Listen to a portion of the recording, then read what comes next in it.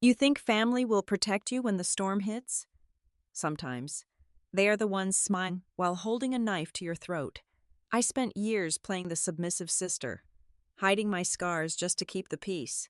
But at my brother's rehearsal dinner, when he dragged my bloodiest secret out for elite entertainment, he did not realize he had triggered a time bomb. It blew up his wedding and burned his empire of lies to the ground. Hello to all the wonderful listeners of Maya Revenge Stories, and thank you from the bottom of my heart for your continuous love and support. I must share some difficult news with you all today. YouTube has completely demonetized our channel, leaving us without the necessary budget to operate, which means we will be forced to stop uploading new videos here in the near future and will transition our efforts exclusively to Patreon. If you find yourself captivated by today's story, please consider supporting us by joining the Maya Revenge Stories Patreon channel, where you can listen to even more incredible, exclusive true stories with longer durations, intricate details that we simply cannot make public on YouTube, and highly emotional, multi-voice narrations.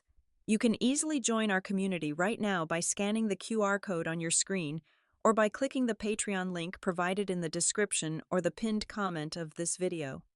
Now, let us begin today's journey, where my name is Greta Schroeder, and this is how the perfect facade of my brother finally crumbled.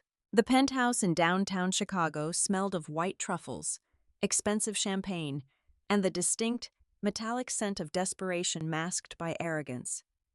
I stood quietly near a towering floral arrangement, holding a glass of sparkling water, observing the rehearsal dinner like a ghost in my own family. I am 34 years old, and for a significant portion of my life, my job was to walk toward things that were designed to kill people. As a former explosive ordnance disposal technician for the United States Navy, I spent years dissecting the anatomy of a bomb.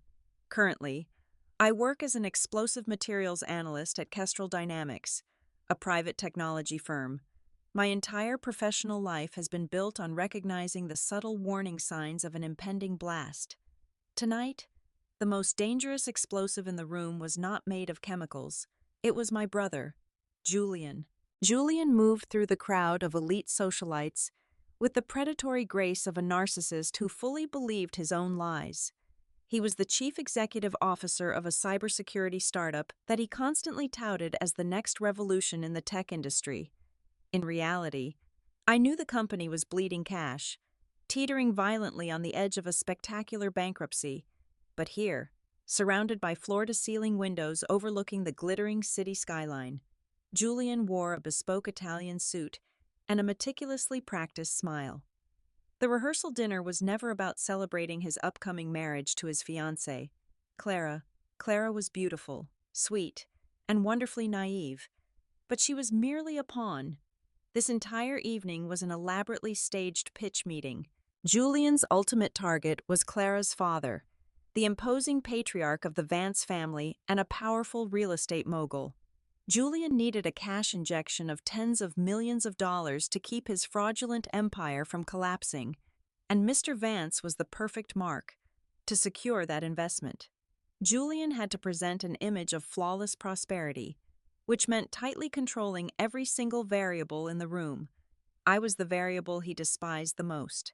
My military past was the source of deep shame for him, while the Vance family represented generations of refined wealth. Julian viewed my service in the armed forces as a dirty, blue-collar stain on his manufactured pedigree. He frequently mocked me behind closed doors. Just 3 days prior, he had tossed a garment bag onto my bed with a look of utter disdain. "Wear this," he had commanded, his tone dripping with condescension. "And please, Greta, try not to look like an armored garbage collector tonight. Smile, keep your mouth shut, and do not embarrass me in front of the Vances." I wore the stifling, restrictive silk dress he had chosen, playing the role of the quiet, obedient sister. I watched him clink his crystal glass with old money aristocrats, his voice carrying over the soft jazz playing in the background. I drifted closer to the grand piano, just close enough to hear him cornering Mr. Vance near the balcony.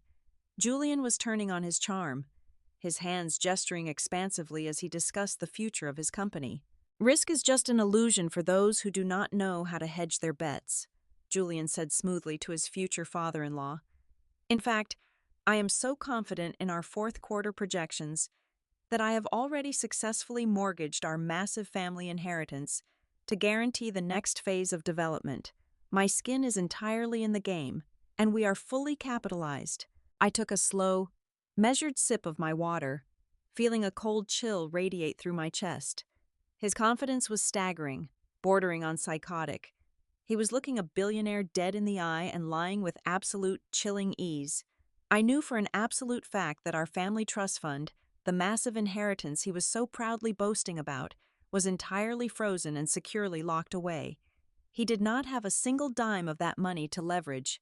Yet, he stood there, smiling his blinding, perfect smile, completely unaware that he had just armed a tripwire, and I was the only one in the room who could see the timer counting down. The clinking of silverware against fine-bone china was abruptly shattered by a sharp, commanding chime. Julian stood at the head of the banquet table, a silver dessert spoon tapping rhythmically against his crystal champagne flute. The low, elegant murmur of the penthouse faded into an expectant silence. His cheeks were flushed, a dangerous cocktail of vintage wine and the relentless, intoxicating adulation he had been absorbing all evening. He adjusted his bespoke silk tie, flashing a practiced, blindingly white smile as he surveyed the sea of wealthy, powerful faces turned toward him. "Family and esteemed guests," Julian began, his voice booming with a theatrical, manufactured warmth. "We are all gathered here tonight to celebrate the union of two great legacies. Clara, my beautiful bride, you are the absolute center of my universe. And to the Vance family, I want to express my deepest gratitude for welcoming me into your fold with such tremendous grace." Polite, measured applause rippled through the dining room, but as the clapping subsided, Julian did not take his seat. Instead, his eyes, glassy and razor-sharp, scanned the length of the extravagant table until they locked directly onto me. The charming warmth in his voice instantly evaporated, replaced by a cold, condescending edge designed to cut deep. "You know, growing up in our household presented a fascinating study in contrasts," Julian continued, casually swirling the champagne in his glass as he gestured vaguely in my direction. "We were taught to carve out our own distinct paths. Some of us built enterprises from the ground up, striving to forge the future of global cybersecurity and digital infrastructure. And some of us, well, took a rather drastically different route." The atmosphere in the room plummeted in temperature. The elite guests shifted uncomfortably in their plush velvet chairs, their eyes darting nervously between Julian and me. I kept my spine rigidly straight, my hands folded securely in my lap, silently willing him to move on to another topic. "Take my little sister Greta, for instance," Julian announced, his voice carrying effortlessly over the tense silence. "She decided the complexities of the corporate world were simply too demanding. So, she joined the Navy, spent the best years of her youth playing in foreign dirt. It is quite the juxtaposition, is it not? A technology visionary sitting at the same table as a glorified, armor-clad garbage collector." A few awkward, stifled chuckles erupted from Julian's inner circle of friends. Clara looked visibly confused, her brow furrowing in genuine discomfort, but she remained completely silent. "But there is a famous tradition in the armed forces, is there not?" Julian asked, leaning heavily forward, planting both hands flat on the pristine white tablecloth. "A little brotherhood ritual. They assign each other nicknames to build camaraderie. Call signs. Come on, Greta, we are all practically family here. Why do you not enlighten this sophisticated room and share yours?" My heart violently slammed against my ribs. A sudden, paralyzing wave of ice washed over me, freezing the blood in my veins. The ambient noise of the party vanished, leaving only a high-pitched, deafening ringing in my ears. He actually knew. But how on earth could he possibly know? I had never spoken a single word about my deployment. I had never shared my stories, my commendations, or my night terrors with anyone in my family. My military records, specifically my post-deployment psychological evaluations and the agonizingly detailed logs of my trauma therapy, were highly classified. They were secured on an external drive protected by a 256-bit military-grade encryption, locked inside a heavy fireproof safe in my apartment.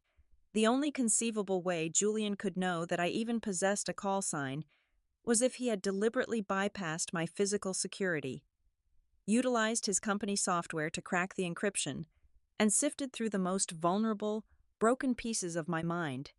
He had violated my deepest privacy just to find cheap ammunition for a dinner party spectacle. "Do not act so shy, Greta," Julian taunted, his smirk twisting into a malicious, triumphant grin as he recognized the pure shock radiating from my face. "Tell these important people what the brave men in uniform actually called you." Before I could fully process the sickening magnitude of his betrayal, the pack of sycophants surrounding him sensed blood in the water. Julian's groomsmen, a collection of arrogant venture capitalists and entitled heirs, eagerly leaped at the opportunity to participate in the cruelty. "Yeah, let us hear it, soldier," one of them jeered, his voice loud, slurred, and utterly obnoxious. Another groomsman, sitting diagonally across from me, actually pulled his expensive smartphone out of his tuxedo jacket, aggressively aiming the camera lens directly at my face. The recording light glowed an ominous, steady red. "Oh, this is going to be absolute gold for the group chat. Speak clearly into the microphone, hero."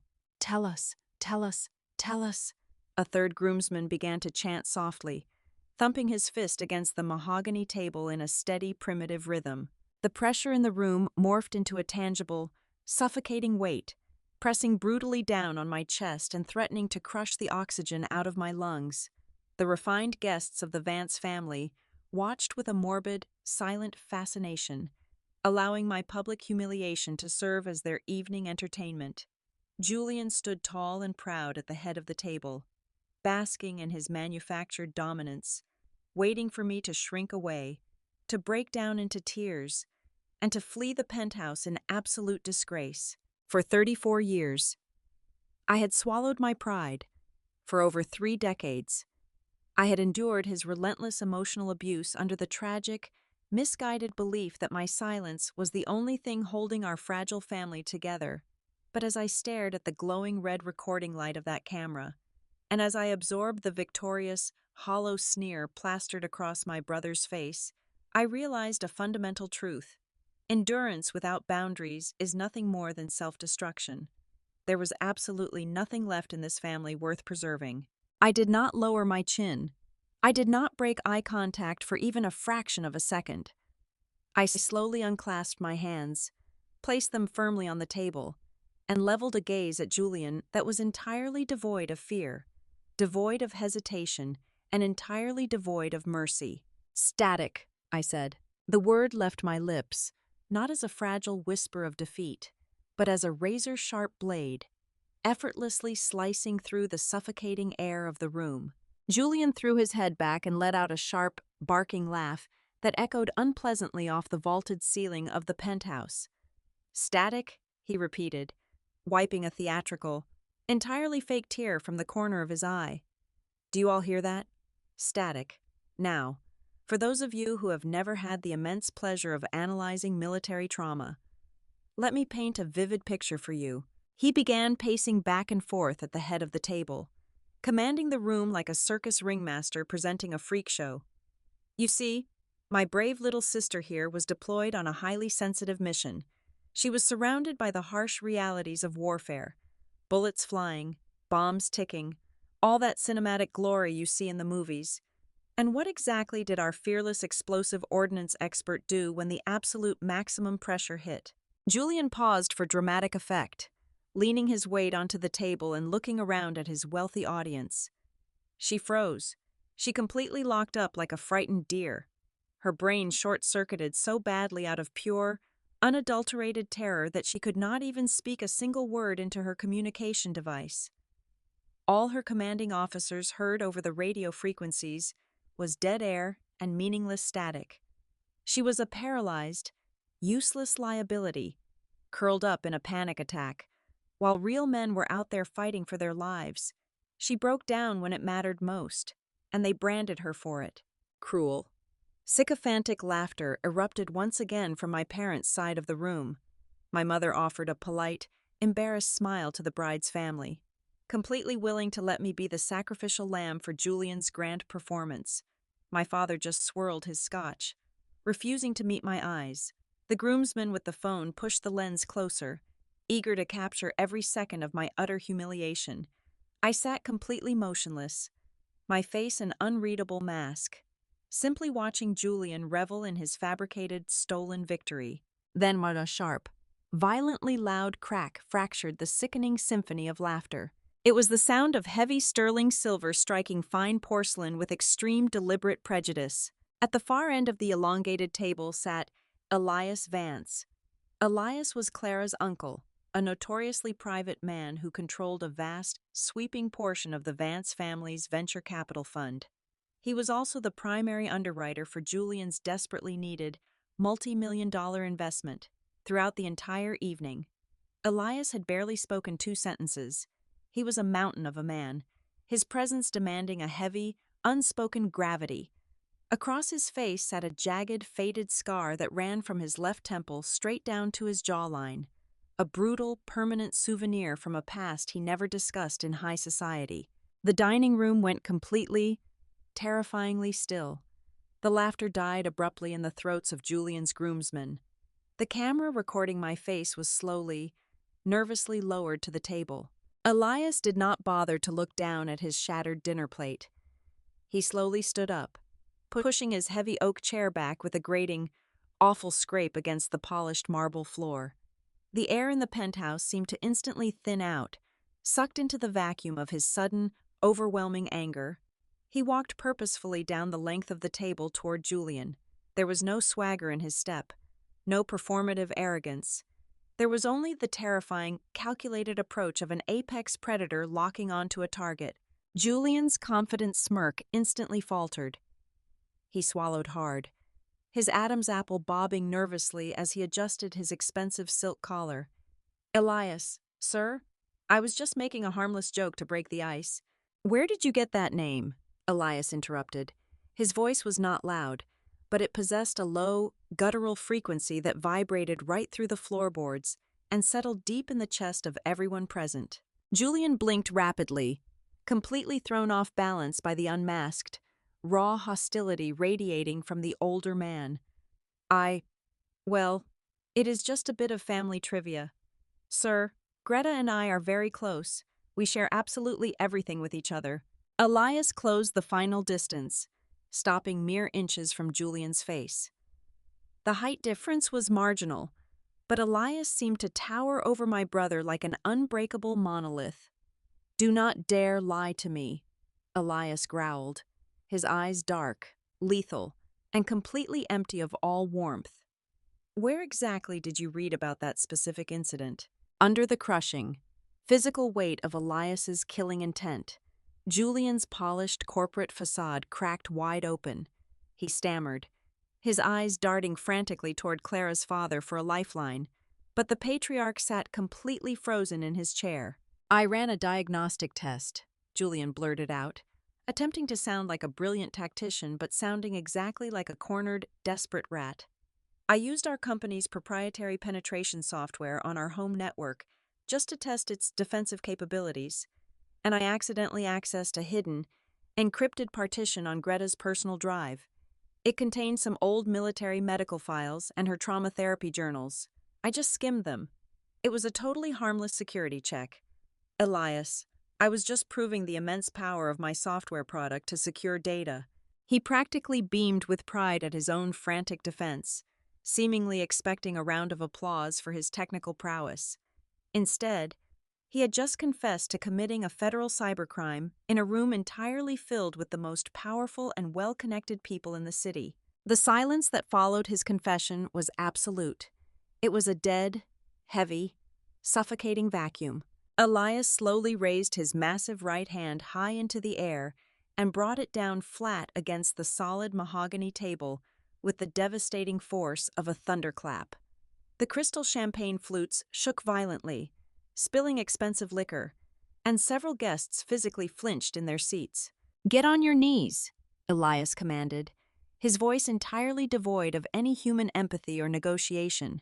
Julian let out a nervous, breathy chuckle, clearly thinking this was some kind of bizarre, high-stakes loyalty test. "Excuse me? Get on your knees right this exact second, you pathetic, worthless parasite," Elias roared, the sudden explosion of raw volume shaking the very walls of the luxury penthouse. "And you apologize to her." Julian's legs gave out instantly, not out of obedience, but out of sheer, primal terror. He dropped heavily to his knees onto the cold marble floor, his bespoke suit pooling in a pathetic mess around him. His face was stark pale and slick with sudden, cold sweat as he stared up at the man who held his entire future in his hands. Elias did not look at him again. He slowly turned his head away from the trembling coward on the floor and looked directly across the vast dining room, his gaze locking perfectly onto mine. The lethal, burning fury in his eyes instantly dissolved. What replaced it sent a powerful, undeniable shockwave straight through my core. It was not pity. It was not the patronizing sympathy of a wealthy observer. It was absolute, unwavering reverence. It was the solemn, profound respect of a seasoned soldier looking directly at the only reason he was still breathing. The heavy silence stretched, suffocating the opulent dining room. Elias remained standing, his massive chest rising and falling with slow, deliberate breaths. When he finally spoke, the lethal thunder had vanished from his voice, replaced by a raw, gravelly tremor that carried the unimaginable weight of survivor's guilt. "6 years ago," Elias began, his eyes never leaving mine, as if we were the only two souls left in the universe. "I was a patrol commander deployed in the Argandabi River Valley, Kandahar province. We were hunting ghosts in a highly hostile sector, and we walked right into a meticulously engineered trap. It was a daisy-chained minefield designed not just to kill, but to completely obliterate our entire unit without leaving a single physical trace behind." He turned his head slowly, his scarred visage sweeping across the horrified faces of the wealthy elite, landing finally on my brother, who was still kneeling in a pathetic heap on the marble floor. "You think you know what pressure is, boy?" Elias asked Julian, his voice dripping with absolute, unfiltered disgust. "You think securing venture capital is a matter of life and death? Let me tell you about your sister. Let me tell you how she earned that specific name you just spat out like a cheap, dirty joke at a cocktail party." Elias looked back to the center of the room. He was no longer standing in a Chicago penthouse. His mind was miles away, buried deep in the searing dirt of Afghanistan.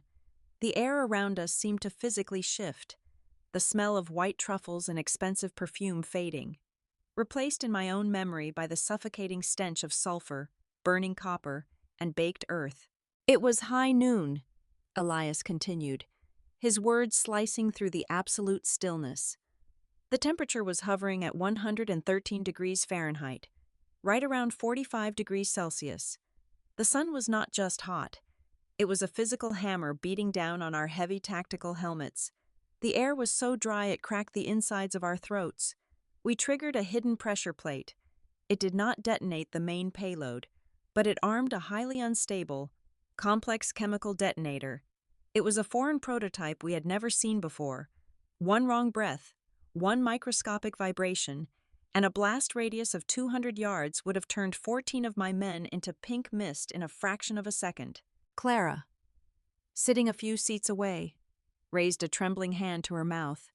Her eyes were wide, welling with sudden, unbidden tears as the reality of the story began to crush the festive atmosphere of her rehearsal dinner. "We called for emergency explosive ordnance disposal," Elias said, his voice dropping to a harsh, strained whisper that somehow echoed flawlessly in every corner of the vast room. "And they sent us Greta. She crawled into that active kill zone on her stomach, inch by agonizing inch, through the blistering sand. When she finally reached the explosive device, she realized the internal mercury switches were rapidly degrading under the intense desert heat. The bomb was physically collapsing in on itself. There was absolutely no time to defuse it conventionally. So, she did the only thing left. She reached her bare hands directly into the open casing and manually gripped the secondary trigger mechanism to hold the circuit open. I closed my eyes for a fraction of a second.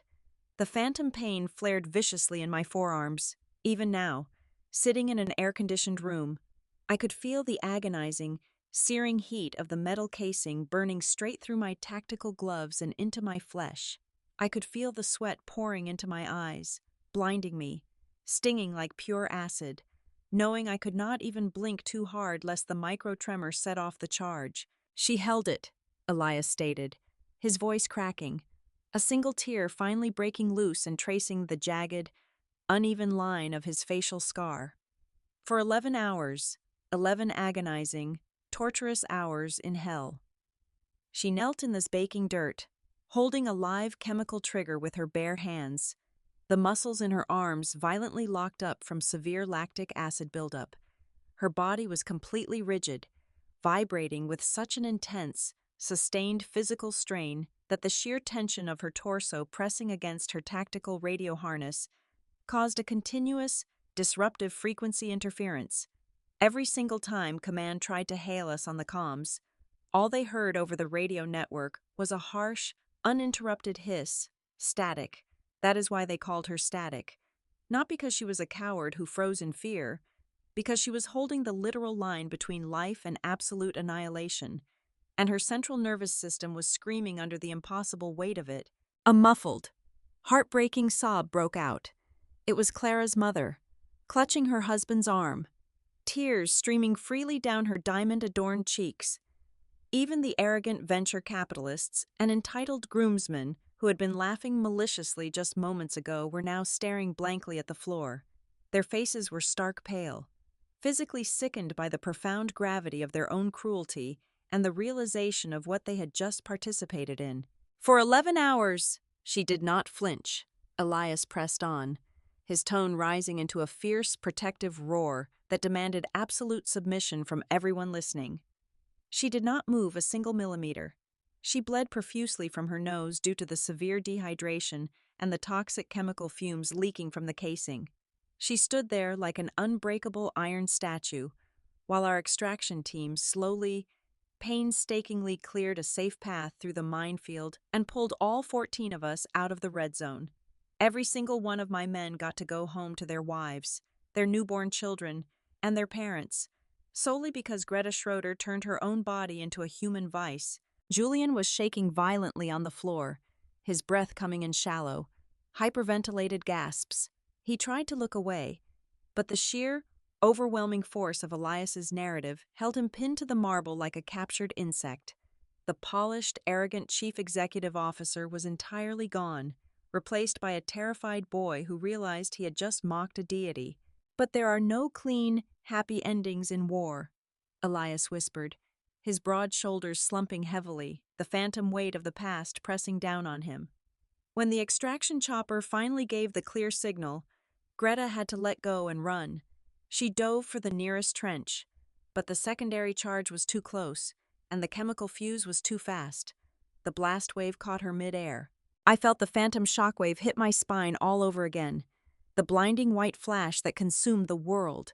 The deafening, absolute roar that stole my hearing for 3 straight days and left a permanent ringing in my left ear. My team captain, a brave man who had intentionally stayed behind to cover her retreat, took the absolute brunt of the primary shockwave. "I was killed instantly," Elias said, his voice breaking entirely, exposing the raw, bleeding wound he had carried for years. Greta was thrown 30 feet through the air. She took dozens of pieces of jagged, burning shrapnel to her legs, her back, and her side. She spent 4 agonizing months lying in a sterile bed in a military hospital, enduring 5 major reconstructive surgeries just to be able to walk a straight line again. She was medically discharged with honors because her body was physically shattered beyond repair.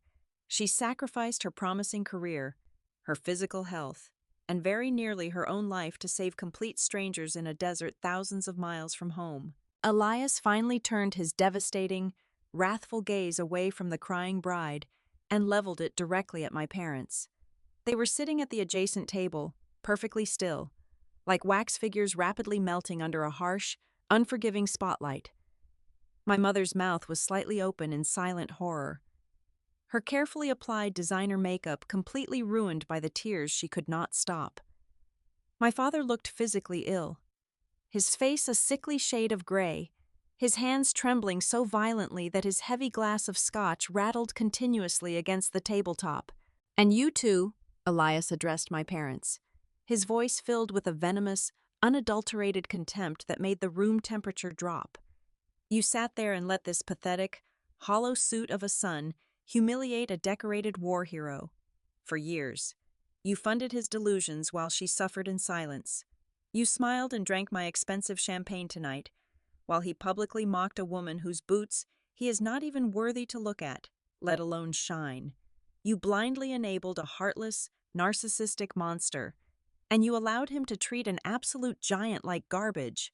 My mother let out a small, broken gasp, finally realizing the horrifying, irreversible magnitude of her complicity, the comfortable, manufactured reality they had lived in for decades.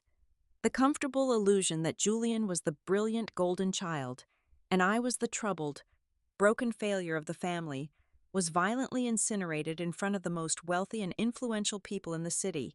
They realized they had nurtured a parasite. The penthouse was completely silent again, but this time, it was not a silence of social tension. It was a silence of profound, heavy, inescapable shame. Clara was openly weeping into her linen napkin, her father rubbing her back with a grim, thunderous expression on his face that promised absolute ruin for my brother.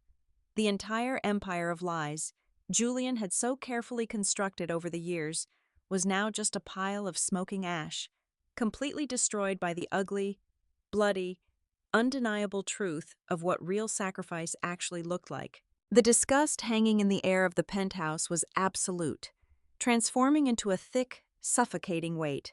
Clara, who had spent the entire evening looking like a fragile porcelain doll, suddenly wiped her tear-stained cheeks. Her innocent demeanor vanished entirely, replaced by a cold, hard clarity. She stood up from her chair, the heavy silk of her evening gown rustling violently in the quiet room. She marched directly over to where Julian was still kneeling on the marble floor.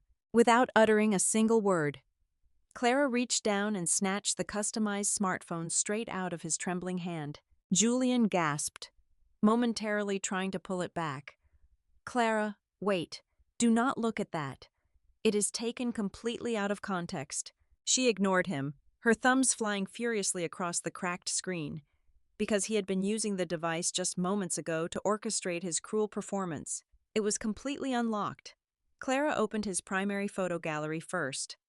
Her face went entirely pale as she swiped through high-resolution screenshots of highly classified military psychiatric evaluations, medical discharge papers, and my deeply personal, encrypted therapy journals. But she did not stop there. Her fingers moved purposefully to open his encrypted messaging application. "You think you are so smart," Clara whispered, her voice shaking with an unprecedented volcanic rage. "You sent these exact documents to a private group chat named Vance Capital Acquisition. And look at these messages. Julian, look at what you actually wrote about me." The fiancée is completely clueless. Her father is basically a walking checkbook. Once I secure the funding, I can manage the daughter however I want. And here's another one you sent to your groomsmen just an hour ago. "My freak sister is playing the traumatized veteran card tonight, but I have her completely under my thumb. Watch me make her dance." Clara threw the expensive phone directly at his chest with blinding speed. It bounced off his ruined lapel and clattered loudly against the floor. "You are an absolute monster. You do not love me. You never loved me. You are just a parasitic, manipulative con artist." The sheer public humiliation of being exposed so viciously by his naive bride finally shattered the last remaining pieces of Julian's carefully constructed sanity. The terrified, groveling boy disappeared, replaced instantly by a cornered, rabid animal. He scrambled to his feet, his face flushed a dark, violent crimson.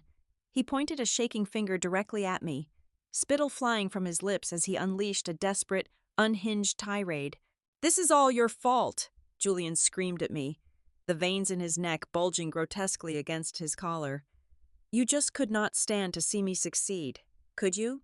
You have always been insanely jealous of my brilliance. You are nothing but a broken, washed-up cripple. And you orchestrated this entire pathetic sob story just to ruin the most important night of my life. You are manipulating everyone in this room with your fake hero routine because you know my company is about to change the world. And you are just a low-level, bitter analyst. I did not flinch. I did not raise my voice. I simply let him exhaust his frantic, pathetic oxygen. When his screaming finally devolved into heavy, ragged panting, I slowly stepped away from the grand piano. I walked over to the velvet chair where I had left my leather handbag. The rhythmic clicking of my heels against the floorboards sounded exactly like the steady, inevitable ticking of a metronome. I unzipped the main compartment and retrieved a thick, heavily bound manila folder. Across the front cover, stamped in bold, uncompromising red ink, was the official seal of the Federal Bureau of Investigation, specifically the Financial Crimes Division. I walked back to the center of the room and tossed the heavy folder onto the dining table. It landed with a dull, authoritative thud right next to Elias's broken dinner plate. "You were so fiercely confident tonight," I said, my voice entirely flat, clinical, and devoid of any sisterly affection. "You dared to humiliate me in front of the city's elite because you honestly believed you held the ultimate leverage over my life. You thought that if I dared to speak out, you could financially destroy me. You proudly told Mr. Vance earlier this evening that you had successfully mortgaged our massive family inheritance to capitalize your startup." Julian's eyes locked onto the red federal stamp, and the violent crimson color instantly drained from his face, leaving him looking exactly like a reanimated corpse. "What he deliberately failed to mention to this esteemed gathering," I continued, turning my attention directly to Clara's father, who was watching me with the razor-sharp focus of an apex predator, "is that the family trust fund was entirely transferred into my exclusive name exactly 5 years ago by our late grandfather. I am the sole trustee and the sole legal beneficiary. Julian has absolutely zero legal access to those accounts." I flipped open the heavy folder, revealing stacks of meticulously highlighted bank statements, IP address logs, and authorized wire transfer requests. 3 weeks ago," I explained, maintaining the cold, precise cadence of a prosecutor presenting irrefutable evidence to a trapped jury, "Julian used his proprietary software not just to breach my medical files, but to bypass the biometric security on my personal banking portal. He systematically forged my digital signature, fabricated a series of complex power of attorney documents, and illegally pledged the entirety of my trust fund as collateral to secure a bridge loan of exactly $5 million from a predatory offshore lending firm. He funneled every single penny of that $5 million directly into his company's failing operating accounts just to make the balance sheets look profitable for your impending audit." Mr. Vance stood up slowly from the table. The wealthy patriarch did not look angry. He looked absolutely lethal. The pieces of the puzzle slammed together in his brilliant, calculating mind with terrifying speed. He looked at my parents, who were now clutching each other in pure, unadulterated horror, finally realizing their golden child was a felon. "A hollow shell," Mr. Vance stated, his voice a low, dangerous rumble that commanded the entire penthouse. "Your revolutionary technology firm has absolutely zero genuine capital. You have no proprietary value. You built a house of cards on top of federal wire fraud, identity theft, and corporate embezzlement. You targeted my daughter specifically to secure a legitimate cash injection to pay off an illegal $5 million offshore debt before the creditors broke your legs." Julian backed away, his hands raised in a pathetic, trembling gesture of surrender. "No, please, listen to me. Mr. Vance, it was just a temporary reallocation of assets. I was going to pay it back the very second the Vance Capital cleared the accounts. The algorithms are solid. The product works flawlessly. I just needed a temporary financial bridge." "You did not build a company, Julian," Mr. Vance said, stepping around the table, signaling his private security detail standing rigidly near the elevators. "You built a criminal enterprise, and you just attempted to make the Vance family an unwitting accessory to a massive federal felony, trapped against the cold, unforgiving wall of his own collapsing deception. Julian made one agonizingly pathetic attempt to rewrite reality. He pointed a violently trembling finger at me, his bespoke suit now wrinkled and soaked in a terrified sweat. "She is lying to all of you!" he screamed, his voice cracking into a hysterical, high-pitched shriek. "She gave me explicit verbal authorization to use those funds. We agreed on this strategic financial maneuver months ago during a private family dinner. She told me I could leverage the trust to bridge the fourth quarter until the Vance capital cleared. But she changed her mind because she is a bitter, jealous spinster who simply cannot stand to see me achieve greatness. She orchestrated this entire elaborate spectacle just to sabotage my wedding and destroy my company because she has absolutely nothing meaningful in her own pathetic, lonely life." I stood perfectly still, letting his frantic, venomous words wash over me without absorbing a single drop of their poison. I looked at him, and for the very first time in 34 years, I did not feel a single ounce of anger, resentment, or fear toward my older brother. I only felt a profound, echoing pity. I offered him a small, chillingly calm smile. "Verbal authorization?" I asked, my voice cutting through his hysterical shouting with absolute clinical precision. "Julian, did you honestly believe that a former naval explosive ordnance disposal technician, a woman whose entire adult life literally depended on anticipating hidden traps and neutralizing threats, would leave a massive family trust fund sitting in a standard, vulnerable commercial bank account?" I took a slow, measured step forward, forcing him to physically shrink back against the mahogany table.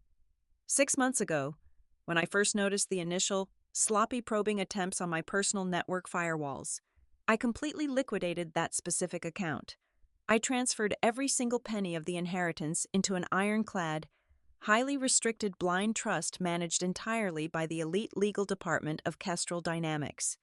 I do not even possess the direct administrative clearance to access it without a board-approved mandate. His eyes widened to an unnatural size, the horrific realization slowly clawing its way into his panicked brain. "Then what exactly did I mortgage?" he whispered, his voice trembling so violently he could barely form the words. "The banking portal you spent 3 exhausting weeks trying to hack into," I explained, relishing the utter, total devastation washing over his pale face, "was nothing more than a digital honeypot. It was a completely isolated, fabricated server environment that I custom-built on a secure, standalone mainframe inside my apartment. I designed it to look exactly like a high-yield savings portfolio, complete with randomly generated, entirely fake routing numbers and fabricated metadata.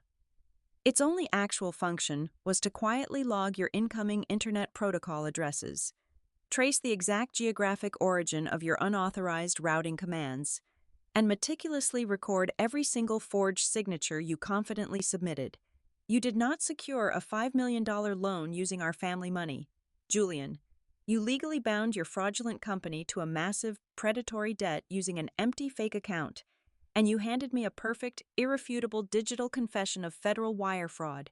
I reached into my leather handbag and pulled out a small, heavy silver flash drive. I tossed it effortlessly through the air. It landed with a sharp, echoing clatter on the polished glass surface of the center table, coming to rest right at Mr. Vance's feet. That specific drive contains the entire unedited server log, the complete digital forensics report, and high-resolution copies of the forged collateral documents, I announced to the silent room. "But do not worry about rushing down to the precinct to hand it over to the local authorities. The Federal Cybercrime Division of the Federal Bureau of Investigation received a fully decrypted clone of that exact drive exactly 1 hour ago." Clara did not shed another tear. The innocent, naive bride was entirely gone, replaced by a fierce, furious woman who had just narrowly escaped absolute financial and social ruin. She reached down, forcefully grabbed her left hand, and ripped the heavy, flawless diamond engagement ring off her finger. She reared back and threw it directly at Julian's face with astonishing force.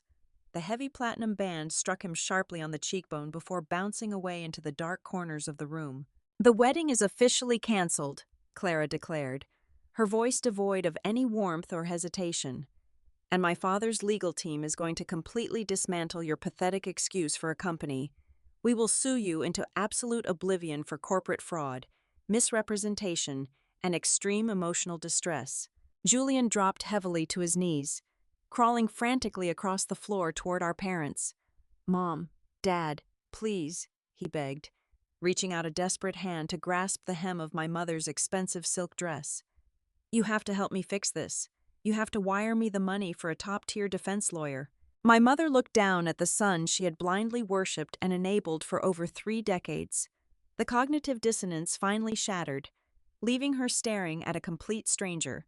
She physically recoiled, pulling her dress violently out of his grasp, as if he were covered in a deadly, contagious disease. "You forged federal documents, Julian," she whispered, her voice hollow, broken, and dead. "You tried to steal your sister's future to fund a criminal lie. We cannot protect you from a federal indictment. We will not protect you." My father slowly turned his back, staring blankly out the window, completely refusing to even look at the pathetic shell of a man sobbing uncontrollably on the floor. Right on cue, the faint, unmistakable wail of police sirens began to echo up from the bustling city streets below. The sound rapidly grew louder, multiplying in intensity as multiple armored squad cars approached the high-rise luxury building. The rapid alternating flashes of red and blue lights began to reflect brightly off the floor-to-ceiling windows of the penthouse, casting long, dramatic shadows across the dining room. I did not say another word. I simply turned around, adjusted the strap of my handbag securely on my shoulder, and walked purposefully toward the heavy oak double doors of the penthouse. Behind me, the room erupted into absolute, terrifying chaos. Julian began screaming, unleashing a high-pitched, guttural wail of total, inescapable despair as the heavy, authoritative boots of federal agents could be heard marching swiftly down the exterior hallway. I stepped into the waiting elevator just as the agents violently breached the penthouse doors. The polished steel doors slid smoothly shut, completely and permanently severing me from the toxic, cancerous tumor that had infected my entire life. I rode the elevator down in glorious silence. When I finally walked out into the cool, refreshing night air of downtown Chicago, the city was loud, chaotic, and beautifully alive. For the very first time in my 34 years on this earth, I took a deep, unrestricted breath, smiled up at the starry sky, and walked away entirely free.